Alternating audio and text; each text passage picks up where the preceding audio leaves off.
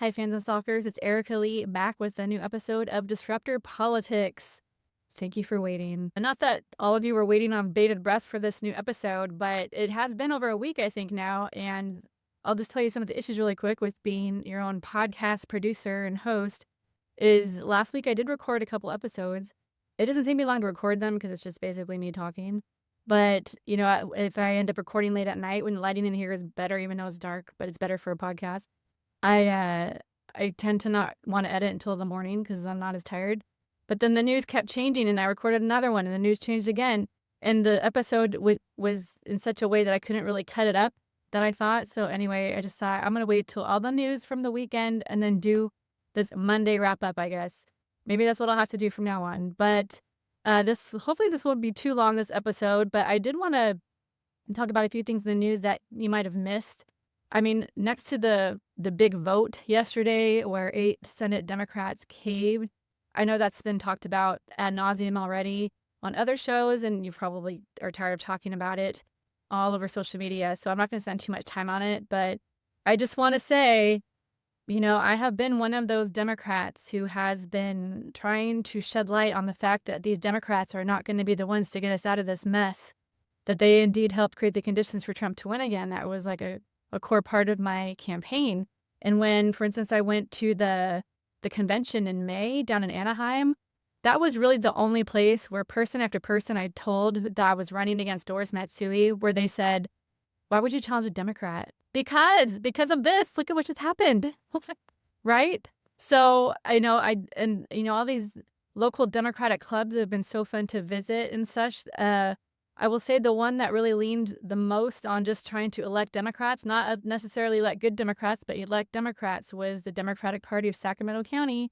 That is their job, I guess, but Democrats, these incumbent Democrats for about 10 years now, have had some robust primary challengers. That was when, AOC ran and some others. Cori Bush ran and lost, but then ran again the next cycle and won again. And now she's running again to try and get her old seat back because AIPAC interfered with her most recent election, so she lost.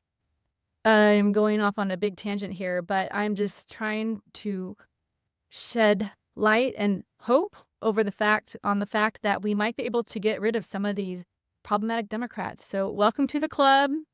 Welcome to the club, liberals and normie Democrats like I used to be too, until I got radicalized.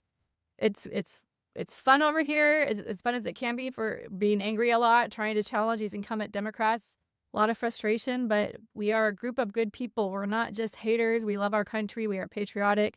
We are trying to make it better, and we just know that the crop of Democrats we have in office are not the ones to get us out of this, right? In fact, I just saw a clip before I started recording of Tim Kaine being interviewed by Katie Tur on MSNBC, and she kept pushing him on the strife that was between the different factions of the party now, and he accused her of being overdramatic, and she says, "Well, I'm just reading to you what other Democrats have said about this vote," including Gavin Newsom, who called it pathetic, and she recited some other ones.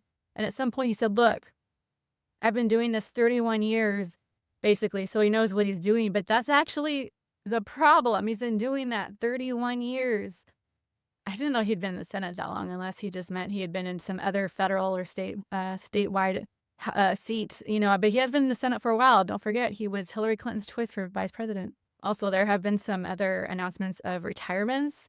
So first off, Nancy Pelosi, that is old news kind of at this point, especially it was because it happened before this big vote. A lot of people said this wouldn't have happened with Nancy there if she were running the Senate, basically. But she did finally announce her retirement, getting a lot of praise. One thing that I pride myself on is being honest and authentic, and I have not been a fan of Nancy Pelosi for a long time. She has done some good things since I have decided I think she's part of the problem as well. And again, she has interfered in progressive races that I worked on. So, when you get exposed to these behind-the-scene antics of incumbent Democrats, especially Nancy Pelosi, who is in it to protect her incumbents, even if it means protecting the last anti-choice Democrat in the House, like Henry Cuellar. She's finally retiring. So she's in her mid-80s. I still think she hoarded power, to be honest, because she could have announced she was retiring months ago, much like Jan Schakowsky did in Illinois. She's 80. She said she won't endorse in the primary. Good for her. That should be how it is. Nancy Pelosi waited until November, so the primaries are, I mean, it's only giving people a few months to basically have a robust primary. I mean, I say this as someone who still might get into a race, honestly, but I had been running in another district, so people in the area kind of already know who I am, and if I were to pop in later, at least people know who I am, and I could easily explain, well, I'm a working class renter, and you want more of me in Congress, right? Well, I had to take a break to sort out my financial stuff, figure out how I was going to run and work, and so on. So anyhow, but she didn't endorse anyone at the gate. The news has reported that she's been mentoring a county supervisor, Connie Chan, who seems pretty progressive. She did not endorse Scott Wiener, and who is a moderate NIMBY who suddenly decided to run finally with his war chest that he'd been filling up for years, saying he wouldn't run until Nancy Pelosi retired. And then there's still Shoykot Chakrabarty, who's been running since last January. So he's a San Francisco transplant. He has lived there for a while, and he was a co-founder of Justice Democrats, and he was AOC's first campaign manager and her first chief of staff. So there's been some reporting on him too lately about some investments that he didn't know he was investing in. Some, how people just don't know the ins and outs of their portfolios, which is understandable. But he, got away from those investments when he learned. So that's fine, I think. But and more. So, but today though, Nancy Pelosi's daughter, Christine Pelosi, announced a run for a state Senate seat to fill Scott Wiener's seat, actually. They must have had a chat. But I was joking. I wonder if Nancy Pelosi is going to endorse her daughter. Because quite frankly, I'm just going to go off on one more tangent. I'm kind of tired of the legs that people get just for being like a Pelosi.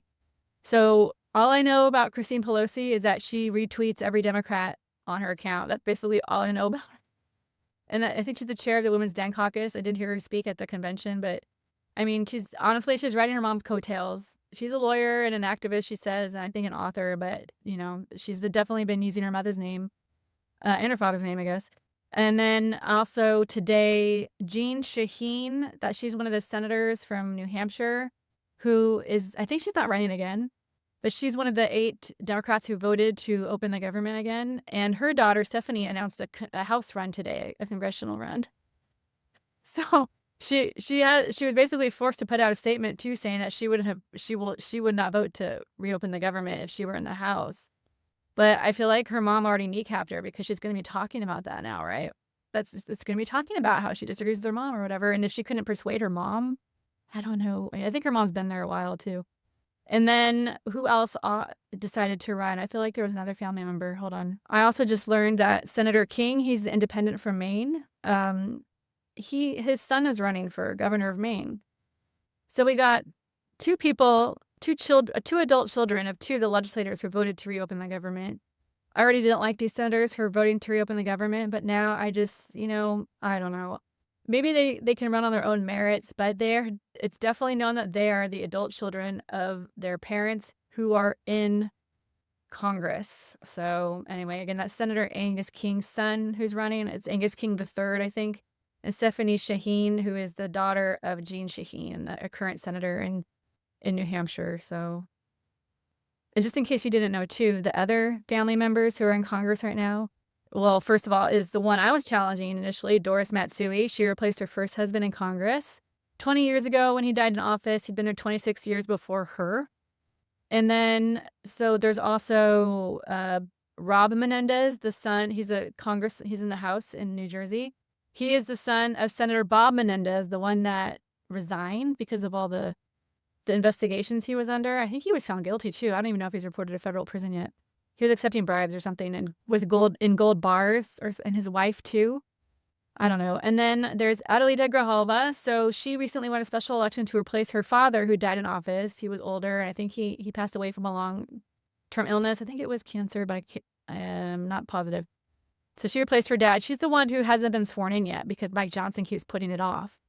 But now that the government is reopening, it sounds like she'll be sworn in, and she can be that final vote to help get the Epstein files released. So there's that. A really kind of depraved type of silver lining, I guess.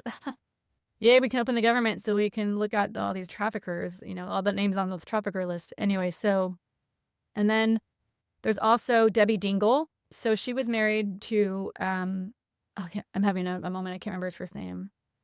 Anyway, there was a Congressman Dingell in Michigan, and she replaced her husband, and he had been there for years. I think he was in his 90s or something when he retired, or when he finally passed. And then I think he had replaced his father. So that particular House seat in Michigan, and I know that they lost a House seat a couple years ago, like California did, but they've had a Dingell for maybe close to a century at this point. Who knows? I'm just tired of these dynasty, legacy type situations, for sure. Maybe, they do a good job bringing money back, but they're not, except for Adelita Grijalva, who is very progressive. Even though I don't care for her family members, she is very progressive, so at least there's that. She has done the work, but she did have her father's donor list. I'm just saying that would have been nice to have a donor list when I ran, a definite leg up. But Rob Menendez and Debbie Dingell and Doris Matsui are the three right now. Oh, one more, Julia Letlow in Louisiana. So her husband was elected, and I think someone was retiring or whatever. So he was elected into a House seat in Louisiana, and he died from COVID before he was sworn in. So I think she ran in a special election and obviously won because she's the wife. I don't think she was appointed. I don't know what Louisiana does, but she's still there. So there are a handful of family members in Congress. And to be honest, Andy Levin, I really like Andy Levin, though. He was very progressive and known as the union organizer of Congress. His dad and uncle were also in the House and Senate. So that is another nepotistic situation, but he's not there anymore. So, back to the House, though, as well. In Illinois, there is a congressman named Chuy Garcia who is pretty progressive, and he was elected, I think, about 10 years ago. So he just a few days ago announced that he was going to not run anymore. He had filed to, or he had been, fundraising. But at the last minute, he said, I'm not going to run anymore. And immediately his chief of staff, Patty Garcia, no relation, she filed to run. And this was the last day that anyone could file to run for Congress for a House seat under a major party's umbrella, basically. So a lot of people are upset about that because he is kind of like one of the good guys. And he announced earlier he wasn't going to run anymore, other people might have gotten in. I think that people should attempt to run against entrenched incumbents. I do think that he'd been there only 10 years and was very progressive, but primaries are good still, I think, because they help keep people accountable and, push further left, especially if, as they're getting challenged by a progressive. But that was dirty. That was really dirty. So he basically coronated his chief of staff to replace him. So that happened to, a few years ago, a Republican in Florida. Remember that there was that Republican from Florida who called AOC a name on the steps and he denied it. He called her a really bad word. And she addressed it on the House floor. What was his name?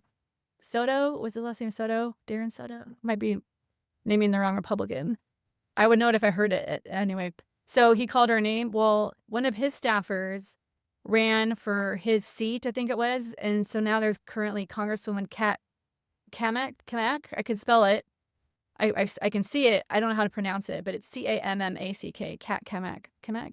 I've scheduled meetings with her office before for work, and every time there's a new name that pops up in the members of Congress lists that I use to schedule meetings, I get nosy and I look them up. So that's how I know all about her. I think she was the one too recently who had a baby, or she required a medical intervention or something like that, which kind of woke up this Republican congresswoman to the need for reproductive care, if you know what I'm saying. Something around that. So, but otherwise you never hear from her. So, but that's a former staffer. And as far as I know too, she was not from that district. She just worked for that congressman on the Hill. So she knew probably a lot about that district because she worked for that congressman. So there's that. But, when you work on the Hill, you work for a member of Congress, on the House side or the Senate side. Most people are not from the area that of the congressperson or the senator that they're representing. So it's nice if they are, but they don't have to be. So, another race, Seth Moulton. So Congressman Seth Moulton in Massachusetts. So this is news from last week. I talked about this last week in the episodes I recorded that will never air. But Seth Moulton, so he is a pretty moderate Democrat from Massachusetts, military, and he announced last week that he was going to challenge Senator Ed Markey for his Senate seat. So Senator Ed Markey is the Senate author of the Green New Deal. Ed Markey is rather old. I'm not sure he's 80 yet, but he's almost there, if not. So he's running for another term, which did kind of surprise a lot of us who like him and helped him get elected to his last term. So basically, the history of Senator Ed Markey, though, was that he's been in the Senate a long time, like back when Biden was in the Senate a long time ago too, and he made a lot of the same, you know, what are deemed problematic votes today. I think like the crime bill and stuff, along with Joe Biden. But the thing about Ed Markey is that he started listening to young people, especially when it came to the environment. Hence, he's the Senate author of the Green New Deal. So he really pivoted, and in 2020, I think it was 2020, he was up for re-election, and Joe Kennedy, who was a congressman, he's a member of the House, and one of the Kennedys, member of the Kennedy family, decided to challenge Ed Markey for Senate. Now, Joe Kennedy is not as progressive as Ed Markey. He wasn't super moderate either, but anyhow, I think he just wanted a chance to, represent Massachusetts in the Senate. Ed Markey was older. He'd been there a long time. I don't knock it for sure. But he was a lot younger. He's good looking, and so he was challenging Ed Markey. And then Ed Markey, like I said, though, really listened to young people. And so, especially since he became the Senate author of the Green New Deal, he got young people on his side. And so there was like a whole internet blitz, and he overcame an 11-point deficit and beat Joe Kennedy. So that's Ed Markey, basically. So he was older already when we got him reelected in 2020. I shouldn't say I wasn't helping the race back then. I just know a lot about it because I worked with people who did help on that race. That's why I know so much about it. So anyhow, now back to Seth Moulton. So Seth Moulton, very recently, well, I guess it's been almost a year now, right after Kamala Harris lost over a year ago now, he went on, I think it was Pod Save America, and he was interviewed by John Lovett. So one of the Pod Johns, because there are two Johns on that show. So John Lovett, who was a speechwriter for Obama, so they all have their own podcast now. But he basically threw trans kids under the bus as a reason, for Democrats are too woke. They're focusing on these culture issues. These are culture issues that Republicans started, by the way, that Democrats just react to. They could fight back on this messaging, but they don't. And they rarely lead the narrative. They always they're always on the defense with Republicans. That's why for a while when Tim Walz said the Republicans are weird, that was great because we were like, yeah, do it, Anyhow, so Seth Moulton said some unkind things about trans kids in sports, including, he says he didn't want his daughter to get run over by, a trans kid. That's not verbatim, but it was something like that. And then John Lovett actually called him out on it. So those anti-trans comments were not received well, but just kind of forgotten about until recently so he has announced a run against Senator Ed Markey in the Senate. So a lot of people have said that he was going to lose his primary. I don't know all the details around that. Honestly, I should have looked that up, but a lot of people said, no, he was going to lose his seat, so he decided to run for the Senate.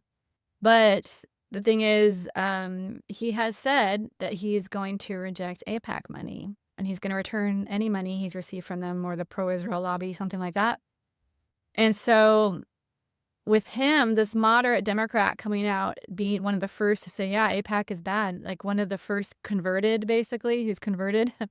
And then also Marjorie Taylor Greene talking about all the money we send to Israel and more. I have been saying, and I've heard elsewhere too, maybe we all have the same thoughts, but that the other Democrats like Cory Booker and Adam Schiff, and Hakeem Jeffries, Kirsten Gillibrand, all these Democrats who are heavily bought by AIPAC, when they refuse to answer questions about their AIPAC support, people are, going to flock to these super moderates like Seth Moulton, who's also kind of anti-trans, and also Marjorie Taylor Greene. They've opened the lanes to come to them for people who are on the fence, who aren't really politically engaged, but they see people who are, against Israel taking money from us or us sending them money.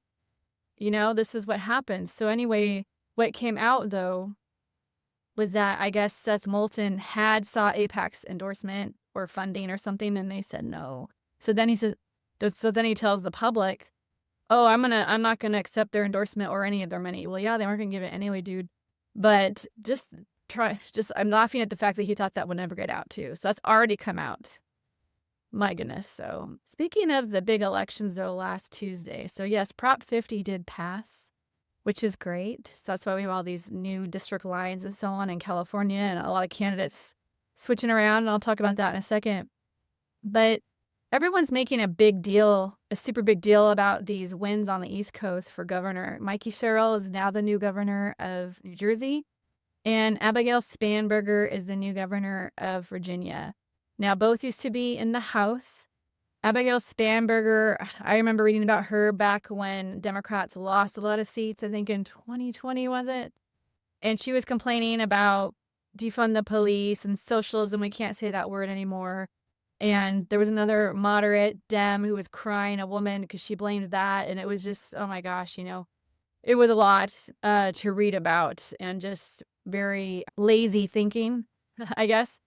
So Abigail Spanberger was asked last week before the election, I think it was before the election, someone asked her thoughts on Zohran Mamdani or something. I don't know what it was. The media is just kind of trying to ask any moderate Democrat what they think about Zohran Mamdani, who is a Democratic socialist.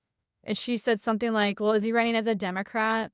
It was so snarky. Let's talk about, is it really the leftists who are the problem, or is it the moderates like Abigail Spanberger?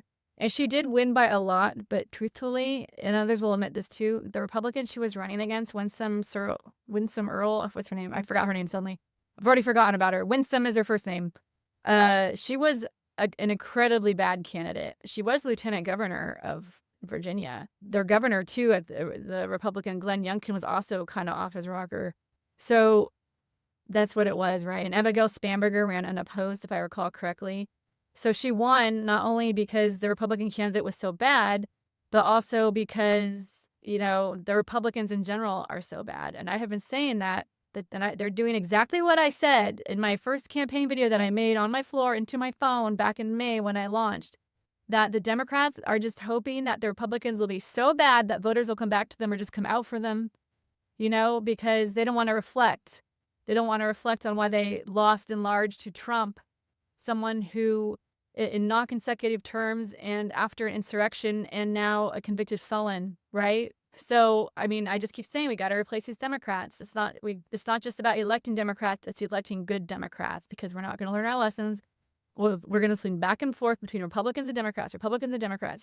And, I'm tired of it, right?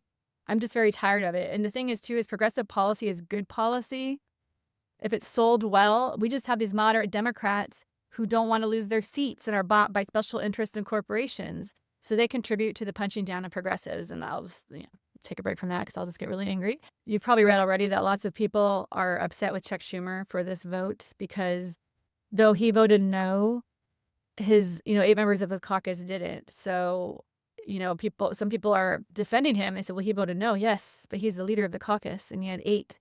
And I think it was Tim Kaine or someone else, one of the 8, said there were actually a lot more who supported it, but they only needed 8. And so basically it sounds like Chuck Schumer was working behind the scenes to get these 8 to take the fall. And he would say no himself to look like, oh, it's not him, but even he's the leader. But basically, I think 2 of the senators who voted yes to reopen the government are retiring, and the other ones aren't up for re-election for a while. So hopefully it'll be forgotten. So, it's politics, right? It's all a game. And it's very frustrating. So I do want to talk about Eric Swalwell. So I did record an episode after the rally last Monday that I went to, and I went into great detail. I'm not going to do that anymore because I don't even know if I can remember all the great details. But Eric Swalwell came to town. He spoke to the Folsom Democratic Club in Sacramento County. And I guess he's spoken there before too, but it was supposed to be a final, yes on Prop 50 kickoff rally. So if you know me at all, you know that I am not a big fan of Eric Swalwell, and that's putting it lightly. I think he cares more about his career, about being on camera, making videos, getting his, spots on MSNBC. He doesn't go on CNN ever, just MSNBC. I joke that he shares more selfies on social media than my beauty school classmates combined. This guy hasn't met a TV he doesn't like. And I don't remember if I've said before, if it was an episode I didn't air, but basically when he was asked about Zohran Mamdani not long after he won, his primary in June, he said that, well, I'm not a socialist and I don't agree with some of the things he said about the Jewish people. He's implying that he said something negative about the Jewish people, which Zohran Mamdani never did. And he wasn't pushed back on that. He never had to apologize for it, much like Kirsten Gillibrand had to apologize for some comments he made about Zohran Mamdani. I'm just sick of him being idolized, people not realizing that he is so bought and that he only thinks of himself. And I don't know how else to say it nicely, so I guess that's where I'll stop. But anyway, so he came to Folsom. He invited himself to speak at our No Kings rally in Sacramento. He does not represent Sacramento. I'm sure there were some No Kings rallies near him, but he wanted to come to Sacramento. So he came and spoke, and he gave a speech, and I was underwhelmed, but I'm a hater, right? I did tell the women, there were 2 women talking to me, though, before he got up to speak, and I can't remember how it came up, but I said something about how I had been hoping it was more of like an actual rally situation where he would come down a line, because then I could film and ask him a question about AIPAC or whatever, what he said about Zohran Mamdani, because the New York City mayor election was the next day too, and she said, "Well, I can hand you if they go around with the microphone and I can hand it to you," and I said, "Oh no." I don't want to drag you into my thing. I said, I'm not going to ask a question that'll have a good answer probably. And so it started to open up a conversation, and she laughed though, but we started talking about, my issues with him and how I'm basically there to ask hard questions if I had an opportunity. Right. And by the time I was done, the woman next to me though, she said, "Were you running as a Democrat?" Cause I mentioned that I was running for Congress at one point. So I was not surprised to be asked that question. She was much older, and anyone who dares criticize any Democrat, and I made a comment too about how Doris Matsui hadn't held a town hall in years until a few weeks ago, and it was awful. And they did try to control who attended. I almost didn't get in. And I said jokingly that I called Eric Swalwell's office to say, hey, I know he likes to go to all these red districts and hold town halls where Republicans aren't holding them in Northern California. But right there, my Congresswoman Doris Matsui, she doesn't hold town halls. And then a few days later, she held one. I doubt that those two, me calling has anything to do with the last minute town hall, honestly. But it was just, the timing was really impeccable on my part. So, but this woman, and I was trying to tell her, and that he has his AIPAC support and, the corporate interests and special interests. And she said, well, at least he comes, she's just defending this guy. Lady, I already shared how much knowledge I have about this guy. She's not nothing she says to defend him is going to work, right? But they just don't know what to say. I was really nice about it too, trying to be educational. So people don't like learning that their faves are problematic. Even Pelosi, even Adam Schiff, even Senator Alex Padilla, they are all very problematic when it comes to their donors, everybody, okay? So anyway, so he gave a speech. It was underwhelming. I was joking in my head that I was thinking, is this some kind of like iambic pentameter that he's trying to do? Because he was trying to give a profound speech, wasn't connecting with anybody. There were only like, it wasn't even full. It was all chairs set up in like a banquet type room at a community center, I think it was. I used to live in Folsom for a couple of years too. I've lived all over Sacramento County. But so it's kind of cool to go back there again, and even though it was dark. But at one point he did say that he, the Trump's approval rating is like 37%. And I wanted to say, sir, the Democratic Party's overall approval rating is in the 20s. He didn't mention that part, right? So anyway, he did end up with staying after so people could take pictures with him and talk to him. So I was in line towards the end because I didn't want to, make I want to ask him hard questions, but I don't want to make a huge scene either. Although I was kind of excited at the thought of educating the people around me with the hard questions I was asking him. So I was behind a really young man in a wheelchair. So of course there was that going through my head. Do I really want to do this? I mean, this kid is really cute. I don't want to ruin his experience by me asking hard questions right after him. I mean, maybe he'll still be in earshot, I don't know. I was very torn for a moment. He was playing Angry Birds on his phone, though. It was very cute. So I was thinking about that. There was a woman standing 2 or 3 people ahead of me, and she kept turning around to look at me. And I thought, maybe she recognizes me. And sure enough, she did. She said at one point, very quietly, she says, I see you on my For You page on TikTok every day. And I said, I'm sorry. And she said, no, it's fine. But she seemed to clearly be a fan of Eric Swalwell. And then, as I was waiting my turn, still, a couple Eric Swalwell had been talking to, and I was just like 2 yards away from him at this point. I was like, It's coming, it's coming. I can ask him finally, you know." But this couple who had been talking to him turned around, and it was Charlie Brown and his wife. My dad actually helped Charlie Brown's campaign. He ran against Tom McClintock twice back in 2006 and 2008. He actually appeared in Charlie Brown's commercial, one of his ads as a farmer. So my dad has been in Ami Bera's campaign ads, and he's also been a farmer in Charlie Brown's ads. Charlie Brown sadly never won. McClintock only beat him, though, by it was something like 15 or 1,800 votes back in 2008 when it should have been a blowout, but Tom McClintock wasn't from the area. He was clearly carpetbagging. That was also the year that gay marriage was on the ballot, and it lost then. And that was a big reason why Charlie Brown didn't win, because of course he supported equal marriage. So, but anyway, I saw him, and I was actually wearing my dad's jean jacket, and I said hi, and I said, my dad died 2 years ago. He said, "Oh, he didn't hear anything," and we just kind of talked about that for a bit. And then I kept kind of side-eyeing Eric Swalwell, though, and then they said he had to go, so there were still people waiting to talk to him. So I don't know if I said this or if I just thought it, but at one point I was talking to Charlie Brown, and I wanted to say, "Cover your ears," and then I yelled at Eric Swalwell. I said, "Congressman, reject AIPAC, Congressman. Reject AIPAC and support Zara Mamdani," or something like that. And I know he heard me, but I was too close for him not to hear me. I am very pro calling out Democrats by name for their problematic donors and more. And that's one thing I really appreciate as of today, basically, about Ro Khanna, who's basically saying Senator Schumer needs to step down from leadership. Mark Pocan from Washington, or South Washington, from Wisconsin as well. So, I spend a lot of time, dissing Eric Swalwell and other Democrats. I do it because I'm trying to educate people, because I'm just cursed with knowledge because of the nature of my work and just a natural curiosity, and also because of the campaigns I've worked on. So I'm very radicalized and, like I said, just cursed with too much knowledge. Not that anyone has said this to me yet, but I have wondered sometimes, these other candidates who are running in local races, not local races, but in the local House races, they don't know what I know. So they're not as maybe angry as I am. So in a sense, they're able to come off as more affable, I think, because they're ignorant, and not that it's a bad thing, but they don't know as much as I do. And so sometimes I worry I'm going to come off as the angry candidate, especially with this podcast now, but it is called Disruptor Politics. There are enough political podcasts where they just platform problem Dems and say hi, basically, right? So I'm just cursed with knowledge, and it's hard for me to be fake, but, I'm just trying to share reasons why we need to primary so many of these bad Democrats. And if it means that, I do that, and then if I run and people have thoughts about how mean I am to fellow Democrats, my potential colleagues, I'm still going to work with them. I mean, the Democrats call out Republicans and their bad behavior all the time, and they still work with them. They cross the aisle to get things passed. So, I mean, it'll be the same thing with me. If they don't want to work with me after I called them out, then that is a them problem. It's not a me problem. I'm on the right side of history, right? So I don't have things to worry about.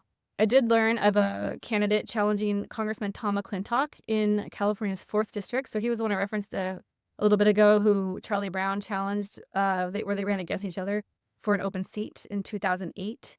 And so Tom McClintock it's like an old school Tea Partier, career politician, king carpetbagger. He has never lived in the district he's represented unless it's a recent thing. I heard he did move to Roseville, but then he got drawn out of his district again.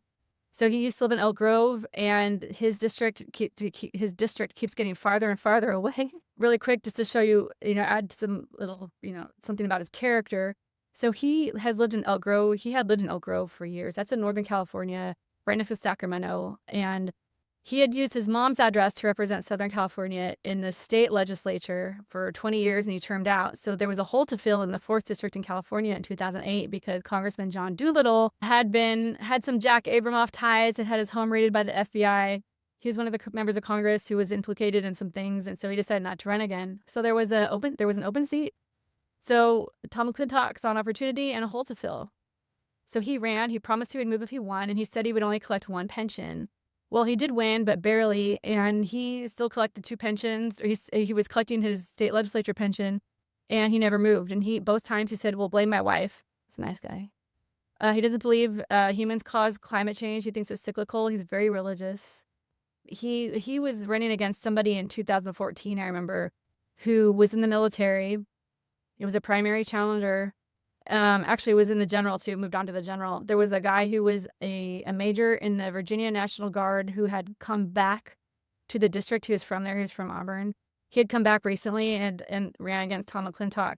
And he had not voted before, but it wasn't because he hadn't bothered to vote. It's because it was a principled position he held, like General Petraeus, I think Patton too. There were some major military leaders that he was emulating, and because he wanted to work at the time, he had wanted to work in the Pentagon and didn't feel like he should vote for a president because he might have to advise them, right? And that sounded very principled, and that's fine. I actually totally understand that. My dad did too. My dad is a disabled Vietnam veteran. He stood by that. He said that was fine.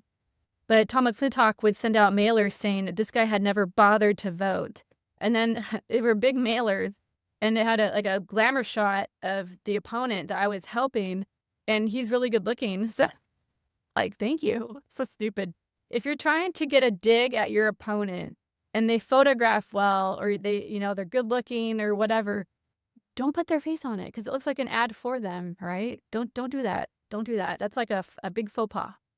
And he should have known better, but hey, it helped. It helped this guy still lost, but it gave us a good chuckle. So anyhow, but that's the kind of dirty politics he plays. And I remember that this guy had arranged an election night party, and then the McClintock's team found out where it was, and they arranged their election night watch party at the same place. So then this place called this other candidate said, "Oh, you have to move it because we're going to do this other one because there are going to be more people." I mean, I remember thinking at the time, wow, that's dirty. That's nothing compared to the things Nancy Pelosi did when it came to the progressive races I was helping. I'll get into that another time. I think I shared a story in one of the episodes that I am not sharing now. I can't remember, so I might be in syndication later if I tell the story again, but it's about that race in Texas where she helped re-elect the last anti-choice Dem in the House over a progressive woman of color who was pro-choice. Okay, we're getting there. So next is Sacramento politics. All right, so back to our bubble. Back to where the resistance is on this podcast in my apartment. I'm the lone part of the resistance right now. This is the resistance headquarters in Sacramento. So what I wanted to talk about was the local House races, actually. So I'm currently not running for Congress, but basically there are 3, maybe 4, but I'm going to talk about the 3 main congressional districts in the Sacramento area. So District 7 is where I was running. So I live in that district. It's currently occupied, that seat in Congress, by 81-year-old Doris Matsui, moderate corporate bot, supported by billionaires, doesn't hold town halls, regular town halls anyway, doesn't meet with constituents ever, rarely comes back to Sacramento, in fact. She remarried a billionaire. He's 94 years old, and he's a D.C. billionaire. So, of course, she's living with him, right? She's not going to come back to her home in Sacramento like she rarely did anyway. I digress. So there's Doris Matsui. So I was challenging her. And I live down the street from Sac State, my alma mater, my mom's alma mater as well, Sacramento State. And I've lived in this apartment community twice, actually, 10 years apart. So I'm right inside her congressional district right now. I'm 4/10 of a mile away from the 3rd and the 6th. So I'm at the 7th, but I can see the 3rd and the 6th from my balcony, basically, because I could walk there in like 4 minutes, 5 minutes. And there's an intersection in Sacramento. It's Howe Avenue and Fair Oaks Boulevard. That intersection, if you look at the congressional map I think it was in the before Prop 50 passed too, but after Prop 50 anyway, there are 4 corners obviously in this intersection. There are 3 districts represented in that intersection though. So the different corners are different congressional districts. It's wild. It's so wild. So anyhow, I'm a 5th generation Sacramentan. I have lived all over this area. Grew up in Citrus Heights. I grew up in mostly Sacramento County, so like the suburbs. Citrus Heights, Fair Oaks, Carmichael, Orangevale, went to school all over. And I've lived in Folsom even, like I was saying, but I've also lived in Granite Bay, Roseville area for many years after my parents moved there when I was in college. So when I moved home to help take care of my mom when she was dying from cancer. And then also I used to tour with Cirque du Soleil for 5 years. And after when I left the tour, I had no place to go but home. So I lived there for a bit too, till I found a job and moved back out. So anyway, I know this area very well. So what I'm saying is I could basically run anywhere and no one would accuse me of carpetbagging or anything because it's just, a matter of me moving over the district line if I won or if people really had a thing about that. But anyhow, so back to these congressional districts. So there's 7, 6, and 3. So 7, Mai Vang is running there for Congress. She is a current Sacramento City Council member, very progressive, like practically the lone progressive on the city council. Very well liked, already endorsed by Our Revolution, Working Family Party, I think Justice Democrats, or maybe it's coming, I don't remember now, sorry, Mai. But, she has the backing of basically all the progressives in the area. So then now we're looking at Districts 6 and 3. So District 6 is Sacramento County, basically. Like I was saying, I grew up in that area. But it also now includes Roseville, which has always been historically part of a very red district. It's probably the most populated part of that district because you start getting up into the foothills in Auburn and more. But so Placer County, like Roseville and Rockland, are now part of the new new 6th congressional district. They were in the 3rd. So it's exciting for people who live in Roseville who are Democrats because now they're probably going to have a Democrat representing them. And the 3rd district is, I'm not as familiar with that one, but it has, Rancho Cordova, Mather, part of Fair Oak, but it's just, it's touching the 7th district. I'll just say that. So ever since the lines got heavily redrawn in 2022 too, I kind of lost track of where the lines are. So, but here's the thing. So Ami Bera was the congressman in the 6th district. He indicated that if Prop 50 passed, that he would probably go run in the new 3rd district. At the time, I thought he said that he wanted to have the honor, basically, of taking out Kevin Kiley, this really highly detestable, like much younger version of Tom McClintock, who is the congressman in District 3, which at the time had Roseville and Rockland, and some other parts of the foothills. Tom McClintock used to represent that area, but at the last major redistricting got drawn further out, which is hilarious because that was still getting drawn farther out from his home in Elk Grove. So his commute to his own district probably started at an hour at that point, an hour without traffic. So Ami Bera said he's going to go run and take out Kevin Kiley, even though there was already a Democrat running there, a woman named Heidi Hall, who was a Nevada County, who was a Nevada County supervisor and worked for the EPA. And so she had raised I think she's raised now over $400,000. I think a lot of it, to be honest, is just for being the Democrat who is challenging Kevin Kiley. But that's great. That's a lot of money. And then there's Tyler Vandenberg. So he's a Marine, and he is running as, I guess, he was running as the progressive alternative. He got into the race, I think, in July in that district as well, in the 3rd district. And then there is Kevin Kiley. But so now Ami Bera has said that, so he's going to run in the new 3rd district because that district has about 60% of his former constituency. So that makes sense. So here's the thing, though. Kevin Kiley has said that he doesn't know which district he's going to run in. I thought he was joking when he said this, but his old district is now broken into 6 different districts. I thought he was joking. He's not joking. But so anywhere he runs, though, he's going to lose because they're blue districts, blue leaning districts anyway, except for one. And guess who's in that district? Tom McClintock. Oh my gosh. And that's the only way Kevin Kiley could really stay in the House, is challenging Tom McClintock, his immediate contemporary, his colleague. Tom McClintock I don't think he's quite 70 yet. He's getting there. But Kevin Kiley might do it. I'm actually more worried about Kevin Kiley because he's younger. So if he gets elected, I'd worry more about him in Congress than Tom McClintock at this point. Tom McClintock is just there to protect special interests, and he only goes on Newsmax. He doesn't even go on Fox News when he wants to go on the media. But I think that that's really funny. And one thing I wanted to say, too, about Tom McClintock, the reason why I have so much animus against him, I don't think I've shared this before. If I did, I'm sorry once again if I'm in syndication. But when in 2012, 6 months after my mom had died of colon cancer, my dad and brother and I flew to Washington, D.C. for our first annual advocacy day with the colon cancer group. March is Colon Cancer Awareness Month. And we were scheduled with meetings with our members of Congress and or their staff to talk about things we wanted them to consider co-sponsoring. So most Republicans they rarely sign on to anything that costs money. So even if it's life-saving, like this one bill we asked him to co-sponsor that would fix a glitch in the healthcare law with regard to polyp removal, he didn't want to co-sponsor that. And he also didn't want to co-sponsor a simple resolution declaring March Colorectal Cancer Awareness Month. I mean, you just have to do that every year. It's so lame. But this is what he said to us.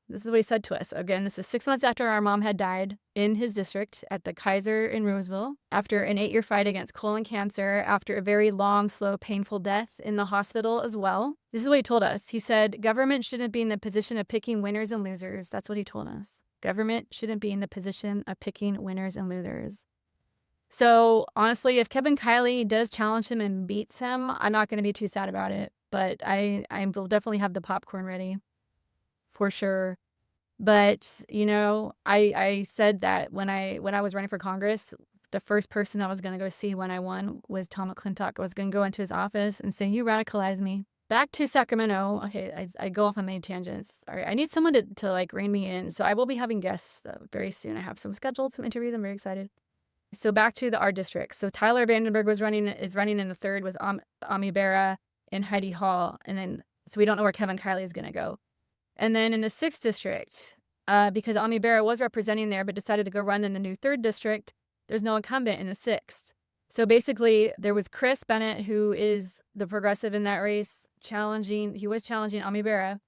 And then there are 2 Republicans who always run and lose. It's like the same 2. And they're raising money. One of them actually, I remember I saw her in a televised debate against Ami Bera, so she made it that far. We actually look alike. We're both blonde with bangs. I thought that would have been so funny if I ran against her and we were in a debate together and we look kind of the same. But I'm super lefty and she's not. she's at the other end. That's Christine Bitt. But anyhow, so there was a swap. There was a swap last Thursday. I don't know all the details. But around the same time, Chris Bennett announced that he was now going to run in the new 3rd district after previously indicating he would stay in the 6th if Ami Bera left. But he was going to run in the 3rd now, and that Tyler Vandenberg was now going to run in the new 6th district. So I think that move made a lot of sense, to be quite honest, especially if it's true that the new 3rd has 60% of where, Chris had been campaigning and then Ami Bera had represented. That makes sense to me. And Heidi Hall staying put. The thing about Tyler Vandenberg is that, and for him too, it was smart because even though I think he lives in South Lake Tahoe, which was a part of the old 3rd, so that's not in the new 6th, but he had been spending, sounds like most of his time campaigning in Placer County, which is like the most populated part of the then 3rd district. So you don't have to live in a district you're running to represent. You only have to live in the state. So, I mean, I think the switch made sense for both candidates, to be quite honest. So that's the shakeup there. So they switched. Remains to be seen who's really progressive and who's not, to be quite honest, especially when it comes to the 6th, but we're checking that out. So I think that's it. Basically, the last thing I had written down on my notes here was I wrote Chris Van Hollen. So the thing I wanted to say about Chris Van Hollen was that he's a senator from Maryland. And the reason I already knew who he was because of my work, right? But he has been, people online keep saying, he should replace Chuck Schumer as minority leader. And I'll tell you a reason why. He has my respect, my immense respect, because he truly listens. And what I mean by that is that after October 7th, senators' offices, everywhere, like both chambers, the House and the Senate, they were getting inundated with phone calls, right? Especially about, AIPAC and, genocide and everything like that. And we know that a lot of senators especially don't care what people call in about, right? I know Senator Maria Cantwell doesn't. She had herself completely stop answering her phones. She hasn't held a town hall since 2017. Like I said, I lived there for a little bit, so I know all about Maria Cantwell and Patty Murray too. So anyway, back to Chris Van Hollen. So some of his staff and former staff actually wrote a letter, and you can Google this. Maybe if I remember, I'll put it in the show notes. But they wrote him a letter basically saying they were disappointed in him because he was completely ignoring the will of his constituents who took the time to call in with regard to, demanding a hard ceasefire and AIPAC and more. I don't know if they talked about AIPAC so much. They can't really talk about campaign things on the House, on the government side. But they basically accused him of ignoring his constituents' will. And he listened. He became one of the more outspoken members of the Senate and all of Congress when it came to Gaza because he listened. And that's what you want in a legislator. You want someone who listens. So even if he had been listening to, or really paying attention to all the numbers of the callers, they keep a tally of who calls in about what. he felt he knew best, but it took his staff to basically point it out to him that you really need to look at this. This is what your constituents want you to do, and he listened. And now people are venerating him. I'm on that bandwagon too. When someone comes to your side because they listened, it's one of the best feelings in the world, to be quite honest. And he's a public figure, so he can't really go back on it too, right? But so a lot of people have been floating his name as someone who could replace Chuck Schumer as minority leader in the Senate. So I would wholeheartedly support that. You know what's funny is that I try to look into this camera as I'm talking, so then I forget to look at myself on the video as I'm recording. So I start to slouch down and slouch down and slouch down. It's not very flattering. I need to get better at that. But anyhow, thank you so much for listening in. These are wild times. I want to go back to precedented times.